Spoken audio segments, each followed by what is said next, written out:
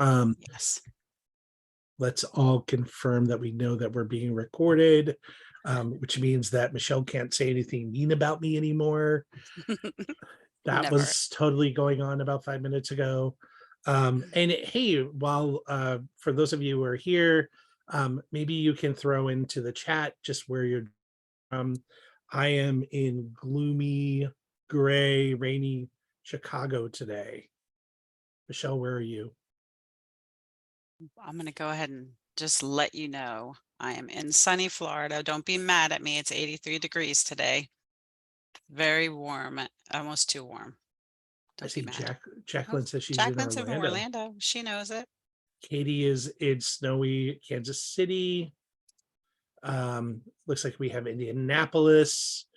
Looks like we have Brighton, Michigan, Powell, Ohio, Got a couple more Indy. people coming in too. So while you're coming Yes, in, if you want to put where you are today, we'd love to know where you are and how your weather is. absolutely. Absolutely. I was talking earlier with a colleague and a client about the fact that we are almost to meteorological spring, but also commenting on the fact that in the Midwest, that just means that we could still have snow in March and April and May. So, see, Connie's up in Massachusetts. Hi, Connie. Welcome. It's Um, extremely windy in Indy today. yeah. I think a lot of that moved through the Midwest last night. So while we have people joining us, and again, you can have your cameras on or off. We understand you not, we appreciate you not giving us food envy for whatever delicious lunch you're having. I see Deborah is in the Chicago suburbs. Deborah, I'm in the Chicagoland area as well. I want to start by introducing everyone to my co-host for today, Aaron Delgetti. Aaron is a working anthropologist and anthropologist at work.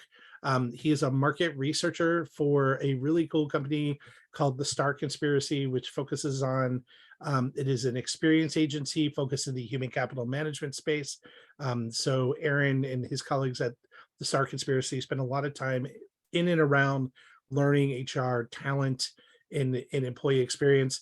And for those of you who don't see it, Aaron also has a sweet, sweet lightsaber behind him. So he wants everyone to know that it's there and to have envy of the lightsabers. So Aaron, welcome and thanks for being here today. Thank you for having me. It's good to be here. Excellent. I also want to acknowledge our hostess, our host, Michelle Sanger. If you have been on with us before, you know Michelle, and she is, our partner in crime for making sure that these sessions go well. She manages the recording, makes sure that that happens, but also is here to help if there are any technical issues. So, Michelle, thank you for being here today. Yeah, thank you. Just reminding everybody too, we are being recorded right now, and we would gonna try to make this as intimate as possible. So if you would like to turn those cameras on, like Sean said, please do, and feel free to unmute as we move forward. Absolutely. Absolutely. And then lastly, but not least, I'd like to welcome my friend and colleague, Lauren Sanders, back to the conversations that we learned from. And I'm trying to think of a non-bougie way to introduce Lauren. So she is my friend and colleague. We met at a conference. She is a dog mom and a wife to a really cool guy named Joel. And she wrote a book. She did a thing. And we had a chance probably about 2 months ago to get together in advance of the book coming out. And we had one of these conversations. And it was so much fun that we had to ask her to come back and talk to us now that she did the thing and the book is out. So, Lauren, welcome. Thank you, Sean. And what else should people know about you? Let's see. Dog mom, stepmom, all the things. Yeah. I told Sean to introduce me in a non-bougie way because bougie is counter to everything that I'm about and everything that I wrote about in this book. And that is why you're getting the really casual introduction. Absolutely. Well, and we want people to feel part of this intimate conversation. So as we go through, well, we obviously have some questions that we're going to ask. We'll open it up for folks to ask. We have some exciting giveaways, so stick around to the end. We can talk about giveaways. Well, we think they're exciting. You may be at the end go, wait, I stuck around for that. we hope you don't feel that way, but it should be a great conversation. So Lauren, I want to start with the fact that you did a thing. The book is out. It is out. You were kind enough to send me a copy. I know a number of people in our sphere have copies of the book. So what's happened since the last time we talked? On so many things. I've gotten the opportunity to speak with some groups in higher ed and in learning professions about building empathy. I have a big, can't talk today. I have a book launch interview with my publisher tomorrow on LinkedIn Live, in case you didn't get enough of me today and you want to tune in for that. I have a release party coming up in February, 2 book readings and signings coming up in March. I'm in the process of getting more signing events set up, so I will keep folks posted. I am working on some potential keynotes, but the most exciting thing for me is that I've had individual people reach out to me and tell me that they've had aha moments or that they're reading through the book a second time. First, they read through it to get the information. The second time, now they're reading through it to do the exercises. I've had people tell me the book made them want to be a better person. And I'm just feeling super grateful that people are connecting with it in ways that are meaningful to them. And that is everything that I could have asked for. I love the phrase makes me want to be a better person. I think you and I talk about the kind of the mission of WeLearn to build better humans through learning. So you know that we are all about how to make people better. And, I think even when you first sat down and talked to me about the book and your reasons for writing it, and even your story, which we talked about the last time, and it's in the book. It's really the foundation of how you start writing the book. There is this element of wanting to be better, whether that was for yourself or to help others. So I love that connection is so clarion, because I think that has been super obvious to me in all of our conversations about the book. So that's super exciting. And by the way, everything that you just described, you're fitting in along with your day job, which is something completely outside of what we're talking about. So you are a busy lady, which is super fun.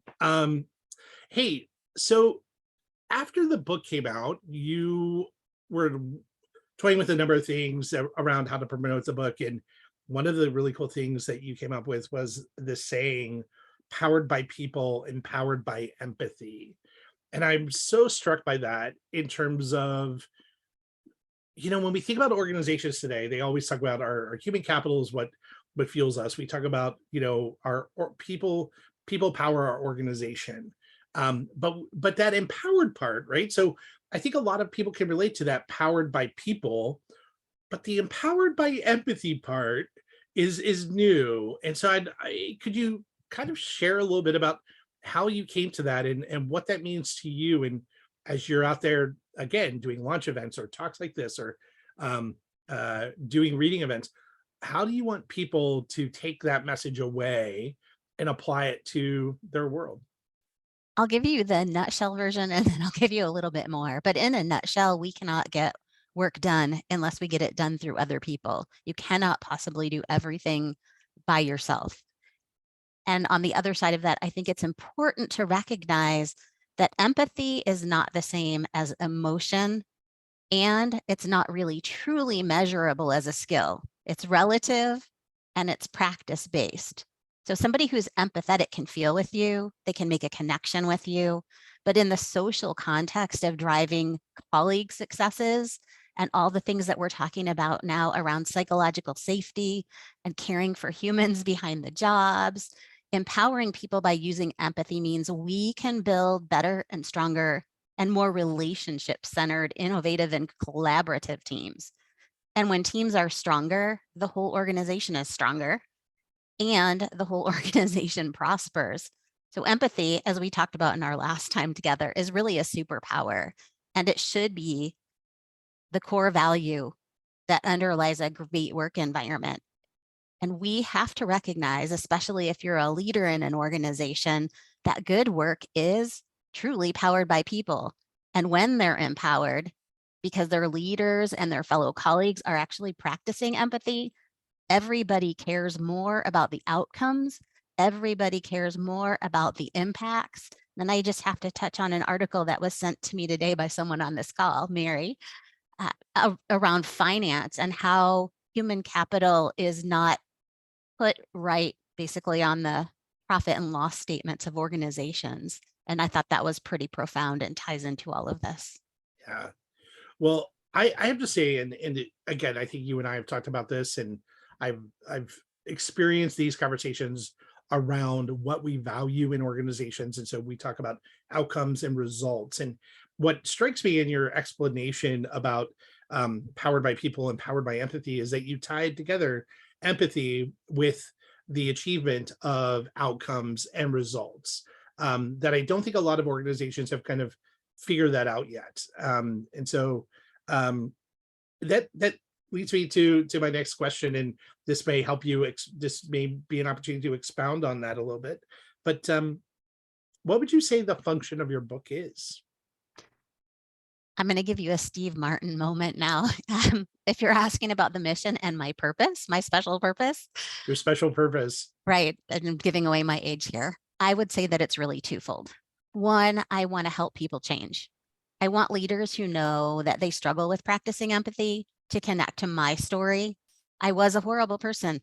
I want them to connect to other stories in the book of leaders who recognized and realized in some aha moment that they were the ones who needed to change. And I wanted to give a framework to help people do that. But on the other side of that, there's a very different purpose. I want people who have struggled with toxic leaders, who are still in places where there aren't practices that are colleague-centered or empathetic, to know that they're not alone, that other people have felt similar struggles. I think there's a real connection point for anybody, no matter where they fall in the spectrum of either needing empathy or wanting to be treated with it. I really like that.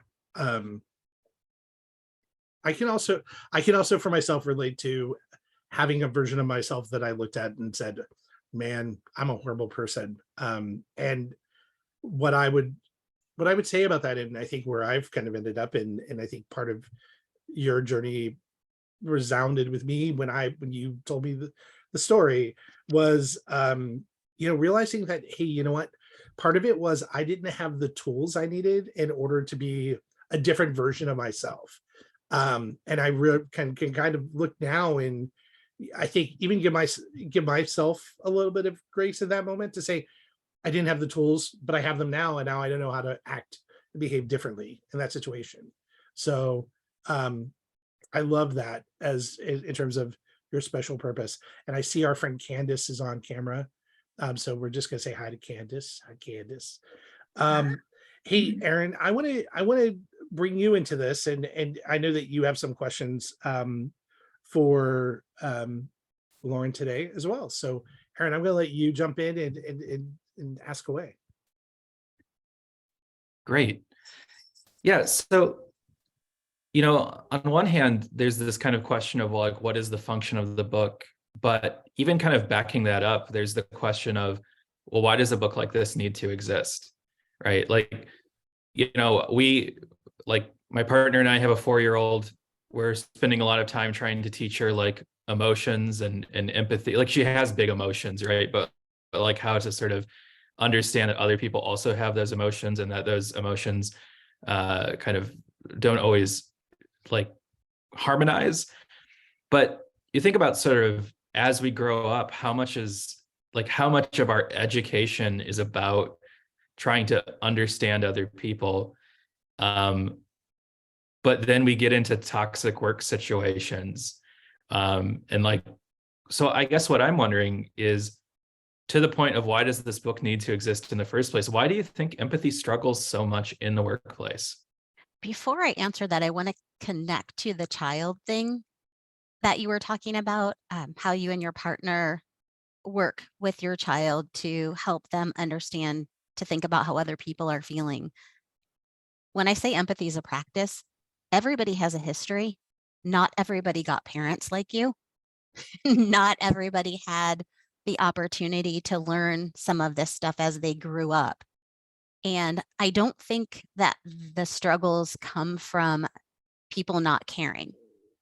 In fact, I was reading a Business Solver survey the other day, and it said something like 70% of employees believe that empathetic organizations would result in better motivation and better outcomes.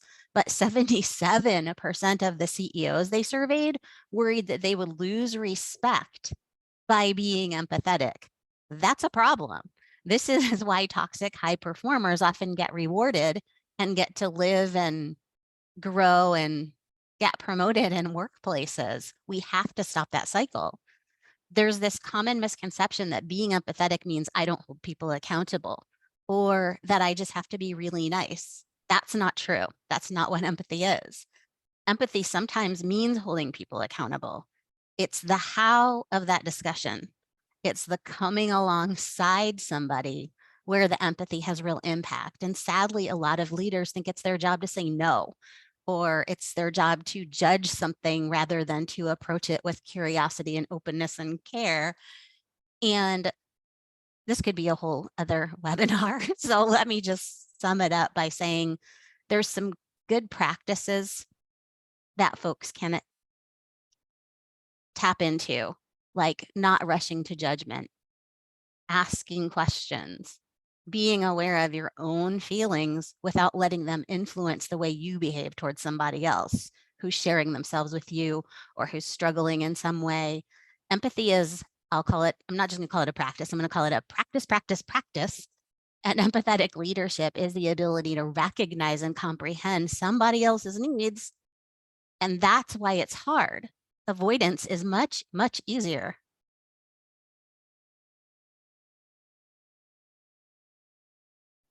That's great. And I think that makes a lot of sense.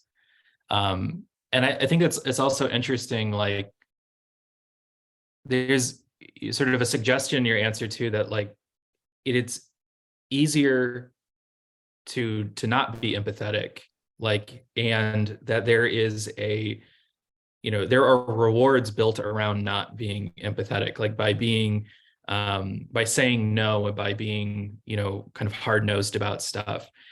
But I'm wondering kind of, you know, I mean, I guess you could say, so, well, this is the ROI of being, of not having empathy, is that you get to like move up. But one of the things that we're thinking about, particularly on this, you know, like Sean and I have been talking about a lot, is when you think about employee experience and you think about sort of particular elements of employee experience. And one of those that we've been thinking about a lot is hope. Sort of the sort of feeling that like things can get better, or things can change. I guess, how would you sort of speak to the ROI of empathy, and particularly how might empathy sort of connect to hope, or sort of a employee experience understanding of hope? I'm glad you asked that question because it's something that I think about a lot. And the lens I think about it through has often more than one perspective. First, in the social climate where we live and where we're talking a lot about inclusion and we're talking a lot about psychological safety, neither one of those things can be achieved at work or anywhere else if there's not empathy involved. That's just one aspect of having those things occur. But for our friends or colleagues who have trauma or have histories of parents who haven't taught them to be empathetic or have experienced life in a different way than we have, there's hope that someone is joining together with them in an empathetic way. There's hope that there are people who allow somebody else to be seen or heard or feel valued and like they belong. And we know from tons and tons of research over multiple years that belonging is one key way to retain people at work and also to engage them. But another side of that is the way that that empathy happens in healthcare. If somebody is suffering, if somebody's at the end of their life, empathy means we can't fix their pain, but we can create a human connection so they feel like somebody actually cares. And that human connection piece is huge. I think about the healthcare workers that I know and the work that they do and how much they had to be empathetic, especially in the last several years, and how that wasn't always necessarily returned to them. And a healthcare worker's empathy is sometimes almost palpable they aren't necessarily able to fix everything that's wrong, but they're a vehicle for hope. And they are empathy in action. And most of all, it's relational empathy that ties us to hope and allows us the opportunity to improve perceptions and challenge thinking, all while seeing or hearing another person and including them.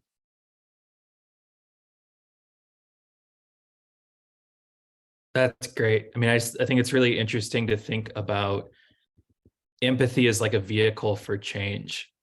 And that just to demonstrate to people that like it can be better and it doesn't always have to be this way.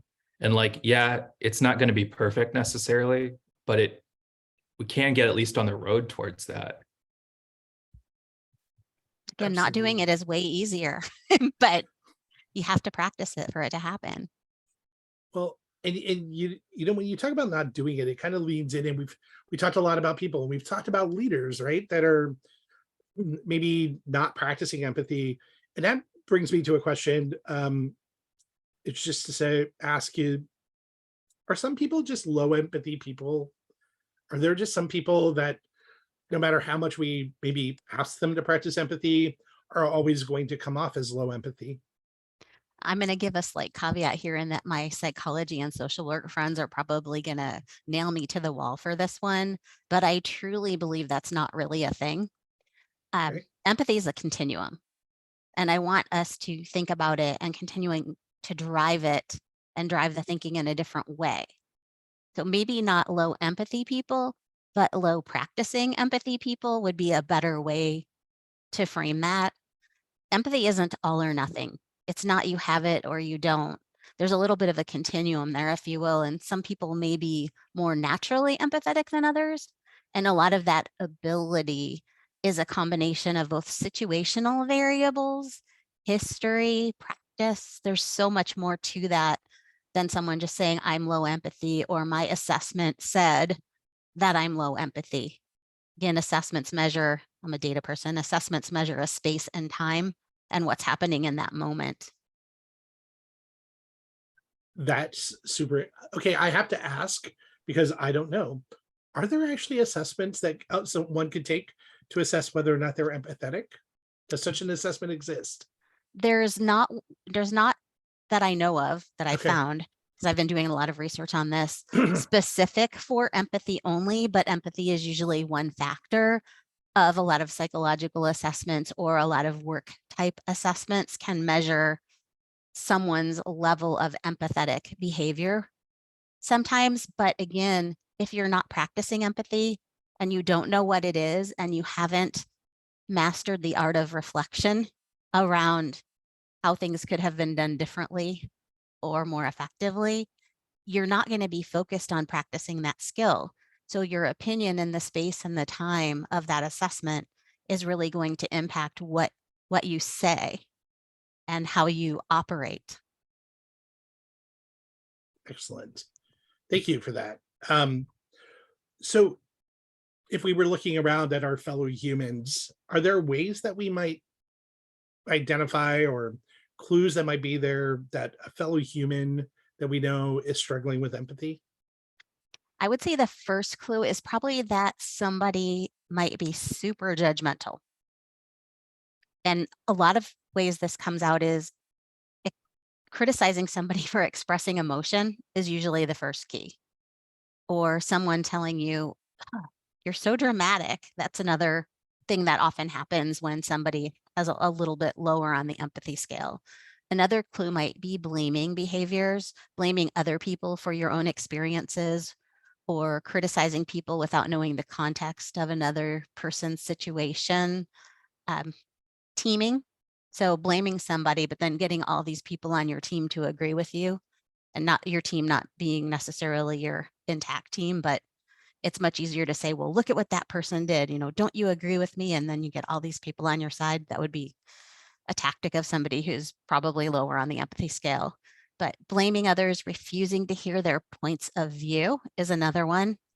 Argumentative attitudes, another key. Someone who struggles with seeing perspectives or where somebody else is coming from.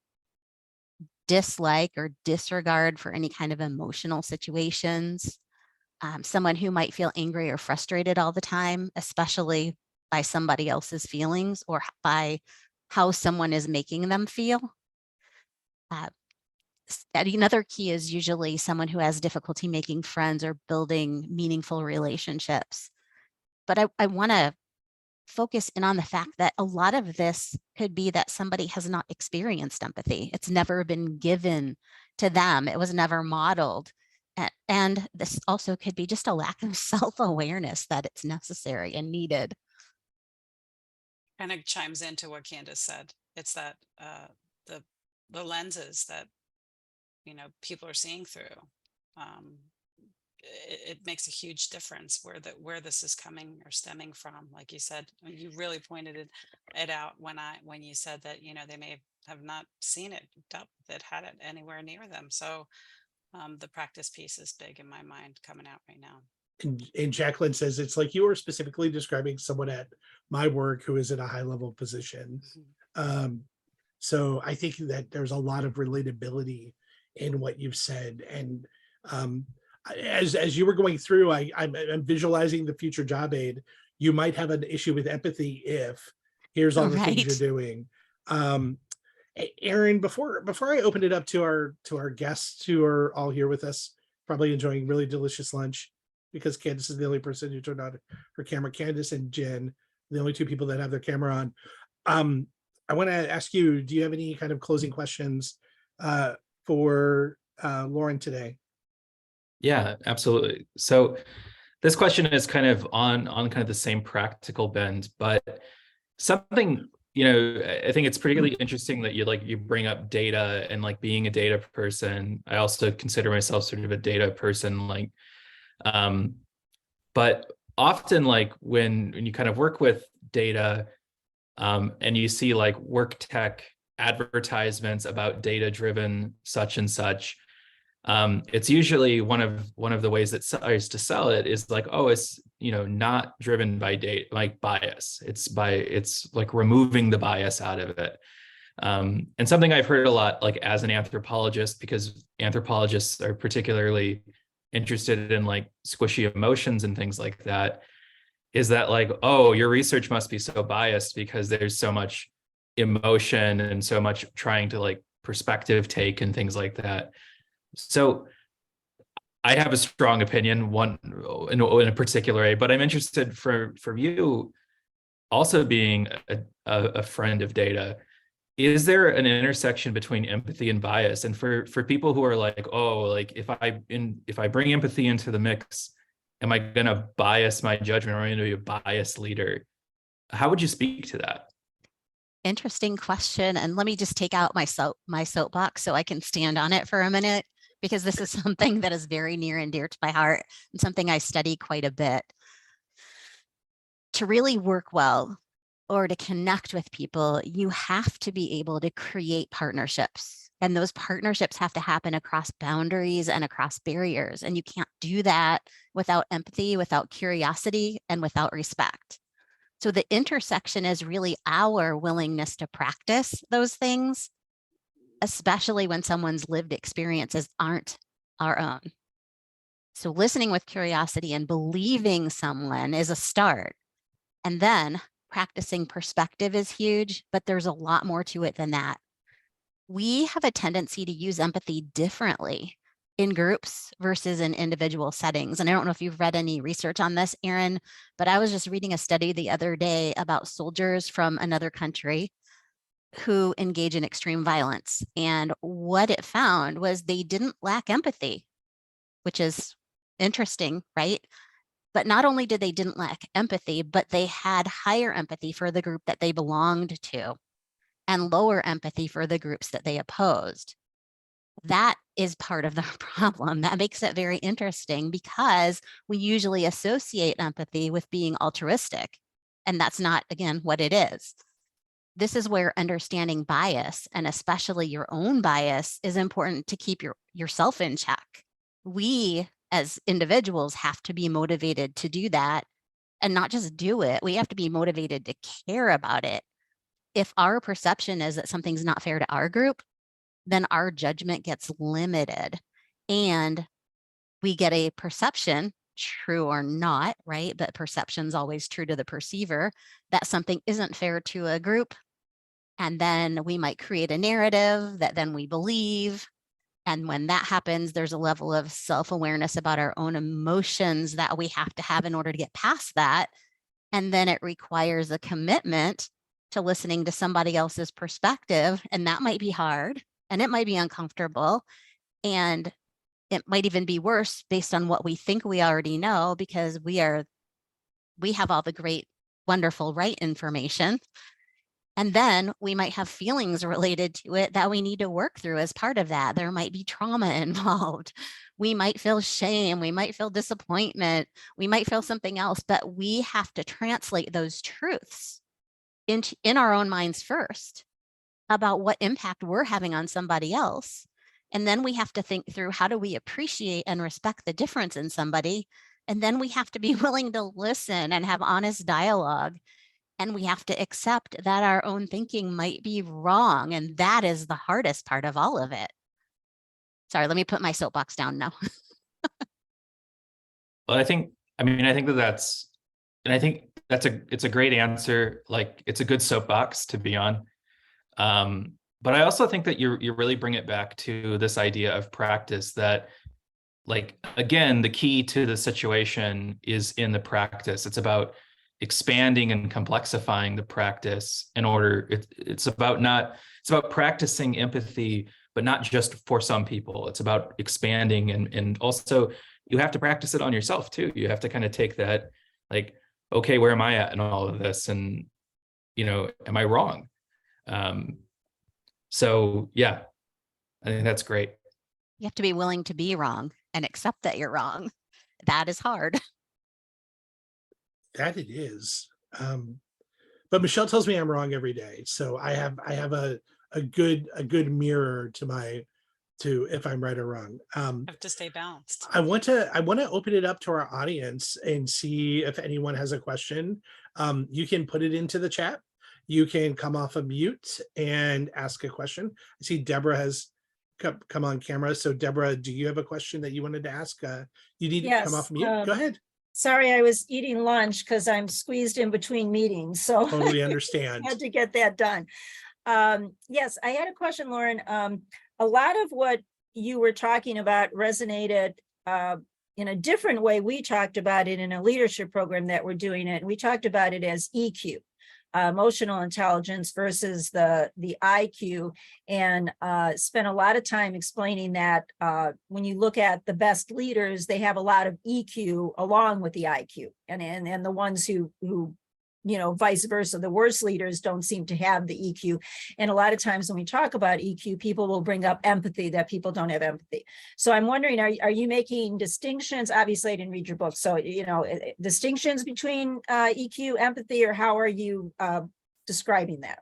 When I think about EQ, it includes a lot more things than empathy. Mm-hmm. So there's a lot of different tenets that go into it. And self-awareness is one of those things. I believe that it's a spectrum when we talk about EQ.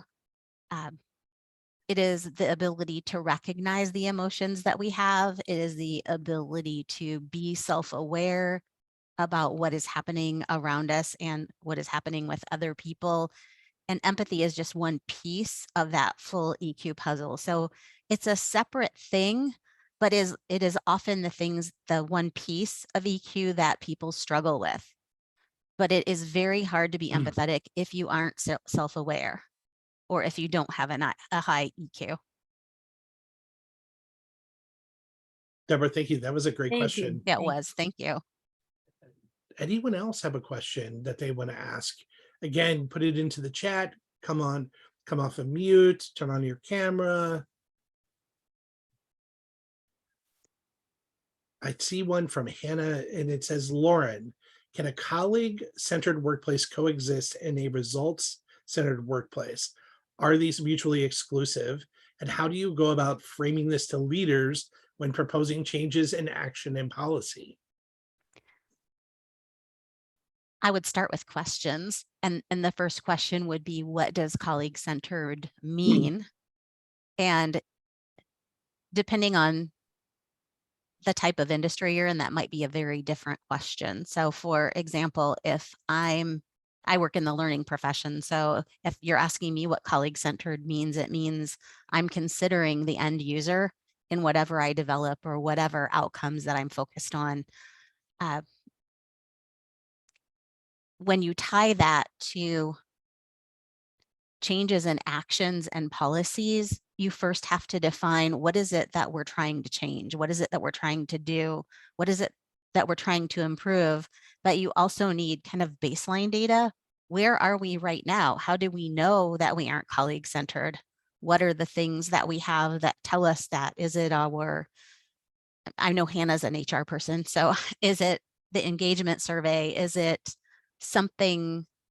Is it a focus group? How did we get the information that said we weren't?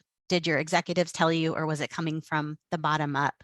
Oftentimes, our highest level leaders catch on to whatever the trendy topic or trendy technology is at the loss of where the real impact will hit.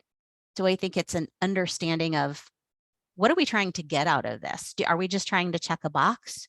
Or are we really trying to make impactful change?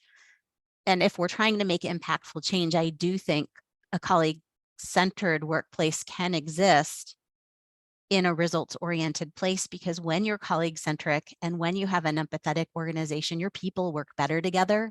They have broader perspectives. There's tons of research out there on how organizations like that are more innovative, how they have many more successes and make more money. But if your leaders have to believe it for it to trickle down, or there has to be some problem at the bottom that trickles up. And I don't know if I actually answered your question, Hannah.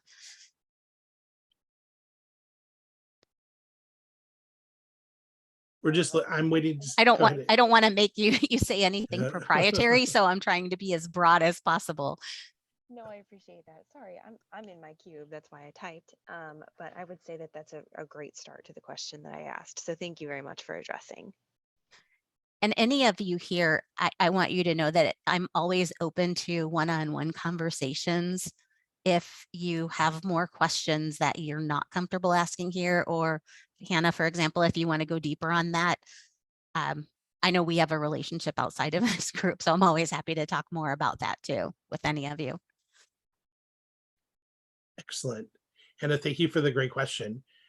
Anyone else with a burning question or something they want to ask Lauren about? In the absence of questions, and we'll give it another minute, Lauren, we could talk about some giveaways. Sure. I'll start. You Sean. start?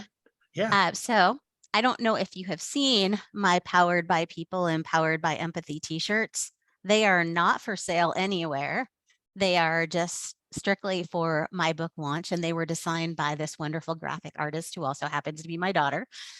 And I am going to have Sean and team send me the emails of everybody who attended today, and I'm going to do a drawing and give away 2 of them. So you may be one of 2 lucky winners. So be on a lookout for an email from Lauren to tell you that you have won. And I, by the way, I'm a lucky recipient of one of those t-shirts. They're super soft, which is super important in a t-shirt. So I just have to say, it's super yes, I did soft. not have them cheaply made. Yeah, they're super soft. So the other giveaway is for those of you who are on today.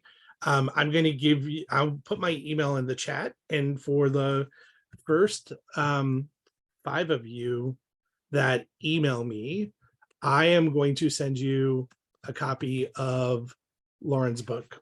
So it is in the chat. The first 5 of you that email me, I will respond to get your mailing address, and I will mail you a copy of Lauren's book if you do not already have one, or maybe you have one and you want to give it to somebody because you feel they need more empathy in their life. It makes a lovely gift, but I do want to, so again, email me.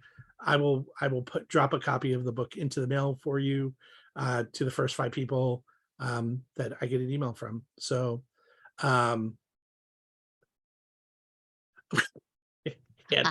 you may have beat everybody. You may have beat everybody. You don't That's know. great. Yeah. So I think, Lauren, we're at 12:41 and can certainly oh, someone said, hey, don't include me because I work for Lauren, and I already have a signed copy. So that was super nice. So I didn't get mine copied, or so I didn't get a signature yet, Lauren, so I'm coming after you. Yeah. Lauren, do you want to tell a little bit? I'm thinking it might be good, since we have a little bit of time, a little bit more about the book, and how it's not just a book, but it gives you reflection time. Sure. So while it's a book about empathy, it is actually a 7-week framework for reflecting on your ability to have empathy, and gives you practice things to do to practice each tenet within the book a little bit more intentionally. And what I've heard from those folks who have told me they've read it and have reached out and asked questions or shared their experiences, what I'm hearing works best, and I know a couple of you on here have read it because a couple of you have messaged me, but what I'm hearing works best is reading through it the first time and then reading through it to work the reflections. I'm happy to listen to, and if anybody wants to give their feedback right here, I'm happy to take it, good or bad. And if anybody wants to write reviews, I'm always happy for those too. That's great. I think I just scared everybody away, Sean. No, I think I did. No, not at all. Not at all. I think people got to the giveaway part. They hung in for the giveaways. They were like, now we know what they are. So Jacqueline, thank you for Thank you. your feedback. We are glad this was helpful. I think with that, you know what, Lauren, I'll ask you, do you have any last words for the audience before we wrap up?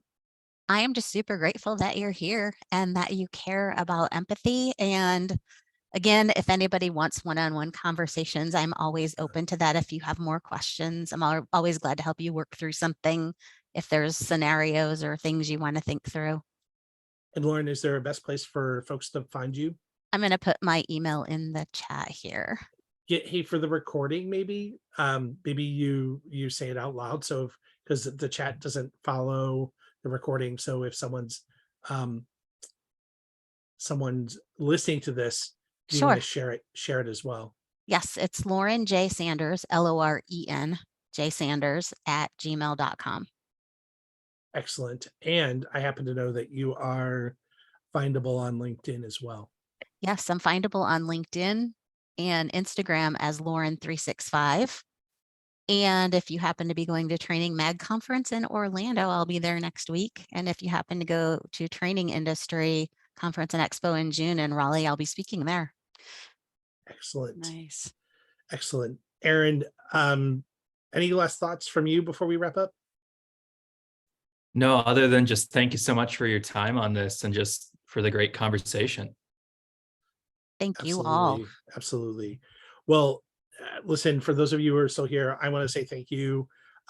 We obviously bring these sessions together as a way to add value back to the community that we're all part of in terms of learning and development and HR and talent. So we are really fortunate that people like Lauren choose to hang out with us and have these great conversations. And so thank you for being here, and look, keep an eye out for a future session where we probably run a different session every month. And I would say also keep an eye out for the forthcoming, the Conversations We Learn From podcast. Lauren's gonna be back on the podcast, so we get to ask her even more questions on the podcast, which will be fun. And we're looking forward to that coming out as well. So thank you everyone for your time today, and we look forward to seeing you on a future webinar or event. So Yeah, which, have a great day. speaking of which, I've actually placed the WeLearnLS.com /webinars URL into the chat. So please, you can find them there with this recording that will probably be up in just a few days. Thank you, everybody. Perfect. Thank you. Thank you, Lauren, Aaron, Sean, and everyone else who came. Appreciate you.